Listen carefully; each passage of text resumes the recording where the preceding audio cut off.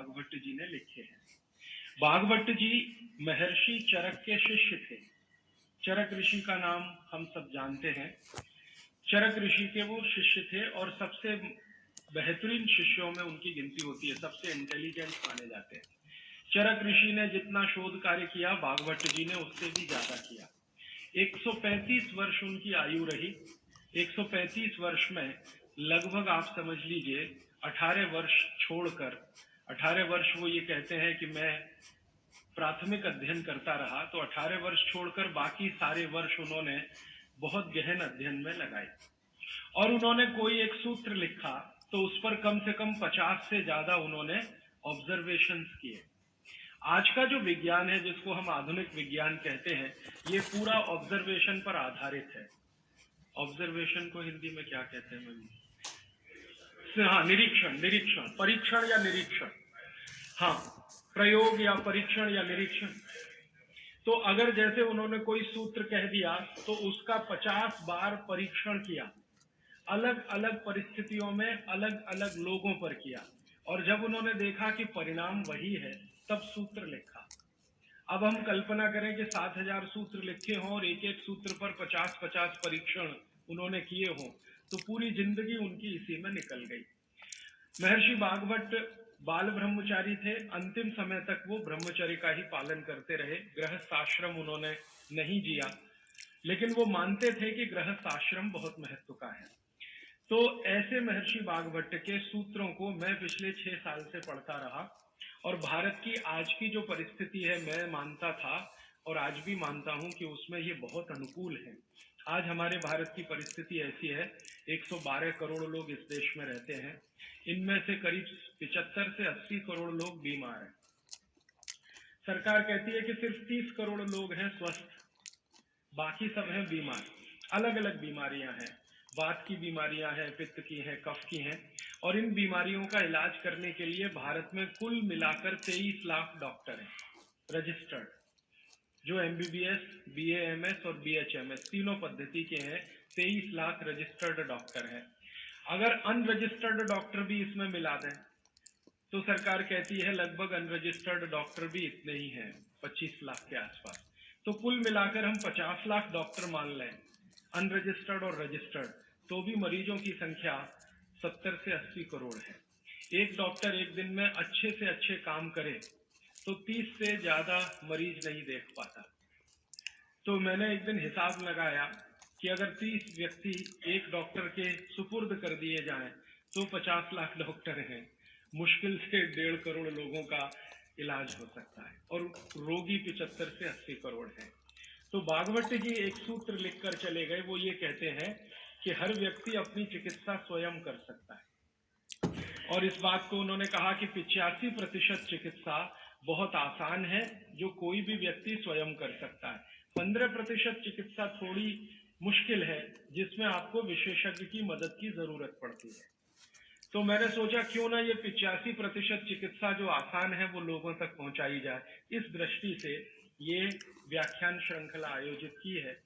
यहाँ पर श्रीमती प्रभा देवी जयप्रकाश जी के नाम से चलने वाला एक ट्रस्ट है, उसके मुख्य व्यक्ति मेरे साथ हैं श्री शुभकांत जी दास, और उनके पुत्र हैं प्रदीप भाई, और उनके सब सहयोगी निरंजन भाई और मेघानी जी, इन सब ने मिलकर ये आयोजन किया।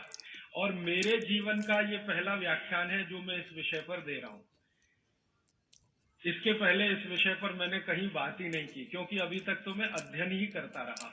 और ये बात करने का ऐसा हो गया कि एक दिन मैं शोभाकांत जी के घर खाना खा रहा था, प्रदीप भाई के साथ बात हो गई कि क्यों ना इस विषय पर बात किया जाए।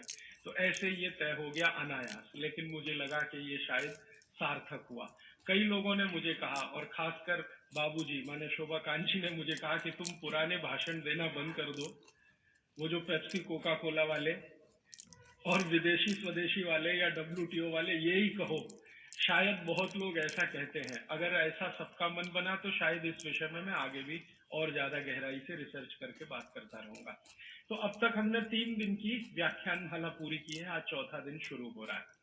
तो कल तक के जितने सूत्र थे वो एक बार मैं आपको दोहरा दूं ताकि आपको याद हो जाए। कल का सबसे पहला महत्व का सूत्र मैंने बोला था कि आप खाना खाने के बाद पानी ना पिए, पानी हमेशा 1.5 घंटे के बाद पिएं। कारण मैंने उसका बहुत विस्तार से बताया था, उसमें दोबारा जाने की जरूरत नहीं है। वो पहला सूत्र था कल का। दूसरा सूत्र था कि पानी जब भी पिए तो घूट घूट भर के पिए, एक एक सिप लेकर पानी पिए, जैसे आप गर्म दूध पीते हैं या गर्म चाय या गर्म कॉफी पीते हैं। और उसका कारण भी मैंने आपको समझा दिया था।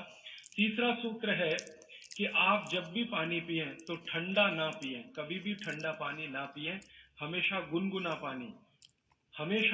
पानी पिए। वैसे जैन दर्शन में इसी को पक्के पानी की कहा जाता है। इसको बात वो बिल्कुल वैज्ञानिक है, बागवट जी भी उसका समर्थन करते हैं। हमेशा गुनगुना पानी पीने की कोशिश करें। आप में से कई लोगों ने सवाल पूछे थे कि गर्मियों में भी क्या गुनगुना पानी पिए। बागवट जी की माने तो गर्मियों में भी गुनगुना पी सकते हैं, लेकिन कोई बहुत तकलीफ आए तो मिट्टी के बर्तन का पानी आप गर्मी के दिनों में 3-4 महीने पी सकते हैं। फिर चौथा सूत्र ये था कल का कि पानी कभी भी पिए तो सवेरे उठते ही सबसे पहले जरूर पिए, माने सुबह की शुरुआत पानी से करें। और उसमें मैंने बताया था कि मुंह का कुल्ला किए बिना वो उठते ही पानी आपको पीना है, क्योंकि रात को जब आप सोते हैं तो जो कुछ भी लार मुंह में बनी है ये बहुत ही कीमती है, इसका औषधीय गुण बहुत है। और जैन दर्शन में इसको अहिंसा के साथ जोड़ा हुआ है, और वो मैंने करके भी देखा है कि सुबह की लार गलती से भी आप किसी चींटी या चींटा या मक्खी पे थूक दो, वो तुरंत मर जाए। सुबह की लार अगर आपने गलती से चींटी चींटा या मक्खी पे थूक दिया, वो तुरंत मर जाता है, क्योंकि उसका औषधीय गुण बहुत प्रबल होता है सुबह सुबह। तो जैन दर्शन ने इसको अहिंसा से जोड़ा, बागवट जी ने इसको शरीर स्वास्थ्य से जोड़ा। तो ये 4 सूत्र मैंने कल आपको बताए थे, ये बहुत फंक्शनल है, ऑपरेटिव। इसके पहले 5 सूत्र पिछले 2 दिनों में मैंने बात की थी। आने वाले शायद एक दिन मैं सब सूत्रों को फिर से रिपीट कर दूंगा ताकि आपको भूलने ना पाए, आसानी से याद हो। अभी मैं आगे बढ़ता हूं। कल के सूत्र को आगे बढ़ाते हुए मैं एक सूत्र आपके सामने रख कहता हूं। बागवट जी कहते हैं बहुत गहरी बात। वो ये कहते हैं, ये साध्वी जी हैं इसलिए मुझे आज कहना बहुत उपयोगी भी लग रहा है इस सूत्र का। मैं सोचा था कि कल कहूंगा, लेकिन आज कह रहा हूं। बागवट जी कहते हैं कि जब आप भोजन करें कभी भी, तो भोजन का समय थोड़ा निश्चित करें। भोजन का समय निश्चित करें, ऐसा नहीं कि कभी भी कुछ भी खा लिया। हमारा ये जो शरीर है ये कभी भी कुछ भी खा लेने के लिए नहीं है। इस शरीर में जठर है, मैंने आपसे कहा उसमें अग्नि प्रदीप्त होती है। तो बागवती जी कहते हैं कि जब जठर में अग्नि सबसे ज्यादा तीव्र हो उसी समय भोजन करें, तो आपका खाया हुआ एक एक अन्न का हिस्सा पाचन में जाएगा और रस में बदलेगा, और रस में से मांस मज्जा रक्त वीर मल मूत्र मेद और आपकी अस्थियां, इनका विकास होगा। तो कभी भी कुछ ना खाएं, ये पद्धति भारत की नहीं है, ये यूरोप की है। यूरोप में डॉक्टर्स हैं, वो हमेशा कहते हैं कि थोड़ा थोड़ा खाते रहो, कभी भी खाते रहो। हमारे यहाँ ये नहीं है, थोड़ा थोड़ा खाते रहो, कभी भी खाते रहो। आपको दोनों का अंतर समझाना चाहता हूँ। बागवट जी कहते हैं कि खाना खाने का समय निर्धारित करें, और समय निर्धारित होगा उससे जब आपके पेट में अग्नि की प्रबलता हो, जठर अग्नि की प्रबलता हो। बागवट जी ने इस पर बहुत रिसर्च किया, और वो कहते हैं कि 1.5-2 साल के रिसर्च के बाद उनको पता चला कि जठर अग्नि कौन से समय सबसे ज्यादा तीव्र होती है। जठर अग्नि कौन से समय सबसे ज्यादा तीव्र होती है? तो वो कहते हैं कि जब सूर्य का उदय होता है, सूर्य का जब उदय होता है तो सूर्य के उदय होने से लगभग 2.5 घंटे तक जठर अग्नि सबसे ज्यादा तीव्र होती है। सूर्य के उदय होने से, सूर्य का उदय होना आप चेन्नई के हिसाब से सोच लीजिए, मान लीजिए 7 बजे, तो 7 बजे से लेकर 9:30 बजे तक जठर अग्नि सबसे ज्यादा तीव्र होगी। हो सकता है यही सूत्र अरुणाचल प्रदेश में मैं बात करूं तो वो 4 बजे से 6:30 का समय आ जाएगा, क्योंकि अरुणाचल प्रदेश में सूर्य 4 बजे निकल आता है। अगर मैं सिक्किम में बात करूंगा तो और 15 मिनट पहले हो जाएगा, और यही बात अगर मैं गुजरात में जाकर करूंगा तो आपसे समय थोड़ा भिन्न हो जाए। तो सूर्य के साथ इसको ध्यान रखें। तो सूर्य का उदय जैसे ही हुआ उससे अगले 2.5 घंटे तक जठर अग्नि सबसे ज्यादा तीव्र होती है। तो भागवत जी कहते हैं कि इस समय सबसे ज्यादा भोजन करें, इस समय सबसे ज्यादा भोजन करें। वो तो एक जगह यहां तक कह देते हैं कि आप अगर संभव हो तो 9:30 बजे के अंदर ही लंच करें, 9:30 बजे के अंदर ही लंच करें, माने ब्रेकफास्ट गायब, नाश्ता छोड़ें, सीधे ही भोजन करें। यहां तक वो कहते हैं, वो ये कहते हैं कि सुबह 9:30 बजे तक अगर आपने भरपेट भोजन किया है तो इसमें से जो कुछ भी बनेगा वो एक एक बूंद, एक एक अन्न का टुकड़ा, एक एक दाने का टुकड़ा आपके शरीर के लिए उपयोगी होगा। क्यों? क्योंकि वो कहते हैं कि सुबह 7 बजे से, आपके हिसाब से मैं कह रहा हूँ, 7 बजे से 9:30 जठर अग्नि बहुत तीव्र होती है। भागवत जी ने एक और रिसर्च किया था कि शरीर के जो अलग अलग अंग हैं, जैसे हृदय है, हृदय, और जैसे जठर है, जठर, जैसे किडनी है, जैसे लीवर है, इनके काम करने का अलग अलग समय है। जठर अग्नि के काम करने का सबसे अच्छा समय है 7 से 9:30, सूर्योदय से 2.5 घंटे तक। फिर इसी तरह से हृदय, हृदय के काम करने का समय है सबसे ज्यादा ब्रह्म मुहूर्त से 2.5 घंटे पहले। ब्रह्म मुहूर्त आप समझते हैं 4, 4:30, तो 2, सवा 2 बजे, 1:30 बजे से लेकर 4 बजे के बीच में हार्ट सबसे ज्यादा सक्रिय होता है और सबसे ज्यादा हार्ट अटैक उसी समय में आते हैं। किसी भी डॉक्टर से पूछ के देख लीजिए, क्योंकि हृदय जब सबसे ज्यादा सक्रिय होगा तो हृदय घात भी उसी समय होगा। इसलिए 99% हार्ट अटैक अर्ली मॉर्निंग्स में ही होते हैं, क्योंकि हृदय के काम करने का उस समय सक्रियता सबसे ज्यादा है। इसी तरह हमारा लीवर है, इसी तरह किडनी है। इसकी पूरी एक सूची मैंने बनाई है, बाहर पुस्तकों में है, इसलिए विस्तार में मैं नहीं जाता। संकेत के लिए आपसे कह रहा हूं कि हर शरीर के अंग का काम करने का एक निश्चित समय है, प्रकृति ने तय किया है, उसको भगवान ने तय किया है। तो आपका जठर अग्नि है, ये सबसे अच्छा 7 से 9:30, तो आप भरपेट खाना खाइए, ठीक है। फिर आप बोलेंगे जी दोपहर को भूख लगी तो थोड़ा और खा लीजिए, लेकिन भागवत जी कहते हैं कि सुबह का खाना सबसे ज्यादा, अगर आज की भाषा में मैं कहूं तो आपका जो ब्रेकफास्ट है ना, वो हैवियर से हैवियर होना चाहिए, भारी से भारी ब्रेकफास्ट। जितना खाते हैं ज्यादा भी खा लीजिए, कोई फर्क नहीं पड़ता। सुबह के नाश्ते में भरपेट खाइए। फिर वो कहते हैं दोपहर का भोजन अगर आप कर रहे हैं तो इसको थोड़ा कम करिए, नाश्ते से, दोपहर का भोजन नाश्ते से कुछ कम करिए, 1/3 कम कर दीजिए, और रात का भोजन दोपहर के भोजन का 1/3 कर दीजिए। अब सीधे से मैं कहता हूं, अगर आप सवेरे 6 रोटी खाते हैं तो दोपहर को 4 ले लीजिए और शाम को 2 ले लीजिए। अगर आपको आलू का पराठा खाना है या गोभी का पराठा खाना है, आपकी जीभ स्वाद के लिए मचल रही है, तो भागवत जी कहते हैं कि सब कुछ सवेरे खाओ। आलू का पराठा भी खाओ, गोभी का पराठा भी खाओ, मूली का पराठा खाओ, जो आपको खाना है। हालांकि जैन है तो आलू का पराठा तो निषिद्ध है, मूली का भी निषिद्ध है आपके लिए। फिर अगर जो जैन नहीं है उनके लिए आपको जो ज्यादा अच्छा लगता है खाने में, मैं आपको एक वाक्य में कहता हूं, जो चीज सबसे ज्यादा पसंद है वो सुबह खाओ। रसगुल्ला पसंद है तो सुबह खाओ, रबड़ी खानी है तो पसंद है तो सुबह खाओ, जलेबी खानी है तो सुबह खाओ, इमरती खानी है तो सुबह खाओ। जो भोजन आपको सबसे ज्यादा पसंद है वो सुबह खाओ, पेट भर के खाओ। वो ये कहते हैं कि इसमें छोड़ने की जरूरत नहीं है, पेट भर के खाओ तो पेट की संतुष्टि हुई, मन की भी संतुष्टि होती है। और भागवत जी कहते हैं कि भोजन में मन की संतुष्टि पेट की संतुष्टि से ज्यादा बड़ी है।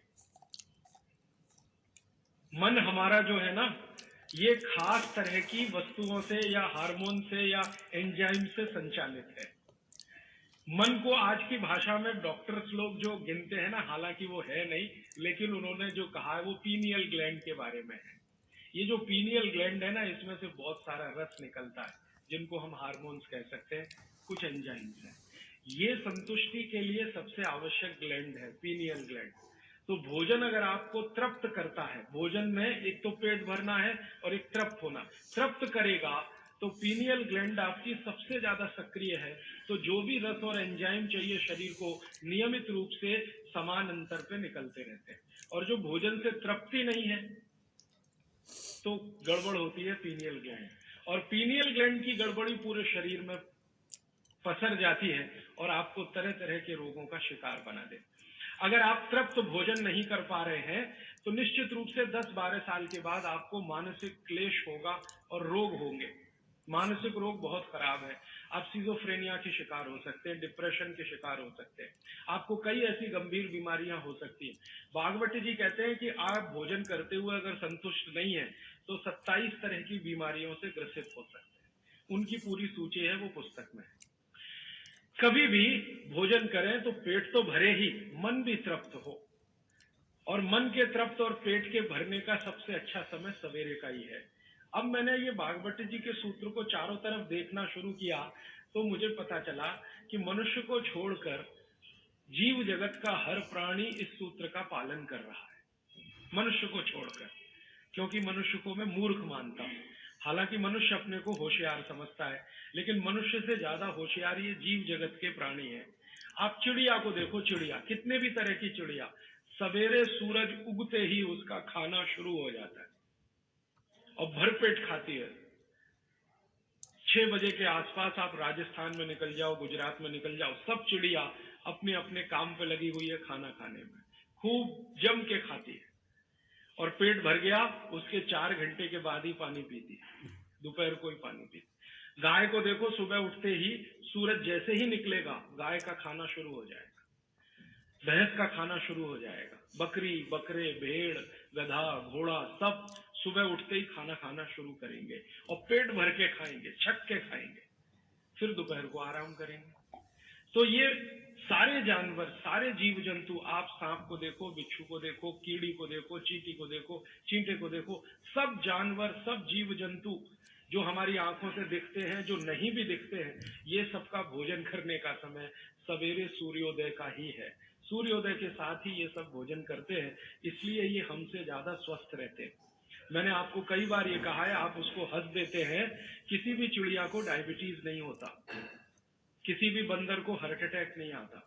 बंदर तो आपके नजदीक है ना शरीर रचना में, बस बंदर और आप में एक ही अंतर है कि उसको पूंछ है, आपको नहीं है, बाकी सब कुछ एक ही है। आपका हृदय बंदर का हृदय, आपका लीवर बंदर का लीवर, आपकी किडनी बंदर की किडनी, सब कुछ समान है। माँ का गर्भाशय, बंदरिया का गर्भाशय, सब समान है, एक ही अंतर है, उसको पूछे, आपको नहीं है। तो ये बंदर को कभी भी डायबिटीज नहीं, हार्पेटाइटिस नहीं, कोई कुछ नहीं, कोई कुछ नहीं। मेरे एक बहुत अच्छे मित्र हैं डॉक्टर रविंद्रनाथ शानबाग, वो रहते हैं कर्नाटक में। कर्नाटक में एक उडुपी नाम की जगह है, वहां रहते हैं, बहुत बड़े प्रोफेसर हैं, मेडिकल कॉलेज में काम करते हैं। उन्होंने एक बड़ा गहरा रिसर्च किया। उन्होंने कहा कि मैंने जिंदगी भर, मैंने 15-16 साल उन्होंने एक रिसर्च किया कि बंदर को बीमार बनाओ, क्योंकि उन्होंने बहुत सारे वैज्ञानिकों से ये सुन रखा है कि बंदर बीमार नहीं होता, और बीमार होगा तो मरेगा ही, जीवित नहीं रहेगा, तो बंदर को बीमार बनाओ। तो उन्होंने तरह तरह के वायरस और बैक्टीरिया बंदर को डालना शुरू किया, कभी इंजेक्शन के माध्यम से, कभी किसी माध्यम से। वो कहते हैं कि मैं 15 साल असफल रहा, बंदर को कुछ नहीं हो सकता। और मैंने कहा कि आपने ये बता दिया कि ठीक है बंदर को कुछ नहीं हो सकता। वो कहते हैं कि मैंने बहुत कोशिश किया कि उसके ब्लड का कोलेस्ट्रॉल बढ़ा दूं, बढ़ता ही नहीं। तब उन्होंने एक दिन रहस्य की बात बताई, वो आपको भी मैं बता देता हूं कि बंदर का जो ब्लड है ना, उसका RH फैक्टर दुनिया में सबसे आदर्श है। और आपका RH फैक्टर जब नापता है ना कोई डॉक्टर, तो बंदर से ही कंपेयर करता है, वो बताता नहीं आपको, ये अलग बात है, कंपैरिजन बंदर से ही होता है। कारण उसका है कि उसको कोई बीमारी आ नहीं सकती, ब्लड में कोलेस्ट्रॉल बढ़ता नहीं, ट्राइग्लिसराइड कभी बढ़ता नहीं, डायबिटीज कभी होती नहीं, शुगर कितनी भी बाहर से इंट्रोड्यूस करो उसके ब्लड में टिकती नहीं। तो वो प्रोफेसर साहब कहते हैं यार ये सब एक ही चक्कर है कि बंदर सवेरे ही सवेरे भरपेट खाता है, जो आदमी नहीं खा पाता। तो वो प्रोफेसर रविंद्रनाथ शानबाग ने कुछ अपने मरीजों को कहा कि देखो भैया, बंदर की तरह से खाओ, माने सुबह सुबह भरपेट खाओ। तो उनके कई मरीज हैं जिन्होंने पर उन्होंने एक्सपेरिमेंट किया, और वो मरीज बताते हैं कि जब से उन्होंने सुबह भरपेट खाना शुरू किया, किसी की डायबिटीज माने शुगर कम हो गई, किसी का कोलेस्ट्रॉल कम हो गया, किसी के घुटने का दर्द कम हो गया, किसी के कमर का दर्द कम हो गया, किसी का कुछ, गैस बनना बंद हो गई, पेट में जलन होना बंद हो गई, नींद अच्छी आने लगी, वगैरह वगैरह सारे इंप्रूवमेंट वो बोलते हैं होते हैं। तब से वो चिल्ला चिल्ला कर कहते हैं। दोस्तों, अगर आपको इस वीडियो से जरा सा भी नॉलेज मिला हो तो इस वीडियो को लाइक जरूर कीजिएगा। शेयर उन सभी दोस्तों को कीजिएगा जिनको इस वीडियो से न्यू नॉलेज सीखने मिले। हमारे आने वाले न्यू वीडियो देखने के लिए इस चैनल को सब्सक्राइब करके बेल बटन को जरूर क्लिक कीजिएगा।